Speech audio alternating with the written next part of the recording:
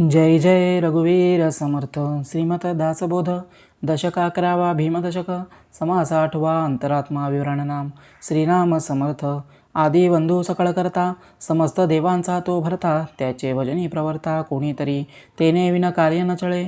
पडले पर्णतेही न हाले अवघे त्रैलोक्याचे चाले जयाचेनी. तो अंतरात्मा सकळांचा देवदानव मानवांचा चत्वार खाणी चत्वार वाणीचा प्रवर्तको. तो एकलाची सकळांघटी करी भिन्न भिन्न राहाटी. सकळ सृष्टीची गोष्टी किती म्हणून सांगावी.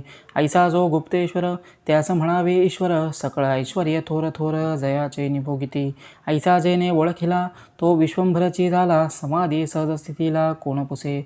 अवघे त्रैलोक्य विवरावे तेव्हा वर्म पडेल ठावे. अवचटे घबाळसी नावे नलकेची काही.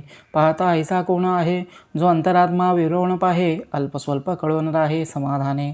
अरे हे पाहिलेच पहावे विवरलेची मागुते विवरावे. वाचलेची वाचावे पुन्हा पुन्हा.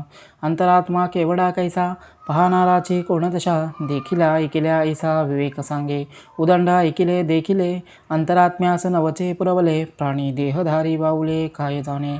पूर्णास अपूर्ण पुरेना काजे अखंड विवरेना. विवरता विवरता उरेना देवा वेगळा. विभक्तपणे नसावे तरीच भक्त म्हणवावे. नाहीतरी व्यर्थची सिनावे खटाटोपे. उगाच घर पाहोन गेला घरधरी नाही ओळखिला. राज्यामधूनची आला परिराजाने. देहसंगे विषय भोगिले देहसंगे प्राणी मिरविले. देहधर्त्यास चुकले नवल मोठे. ऐसे लोक अविवेकी आणि म्हणती आम्ही विवेकी. बरे ज्याची जैसी टाकी तैसे करावे. मूर्ख अंतर राखोनेने म्हणून असावे शहाणे. ते शहाणेही दैन्यवाने होऊन गेले. अंतरी ठेवणे चुकले दारोदारी धुंडू लागले. तैसे अज्ञानास झाले देव न कळे. या देवाचे ध्यान करी ऐसा कोण सृष्टीवरी. वृत्ती एकदेशी तरतरी पवाडेल कोटी.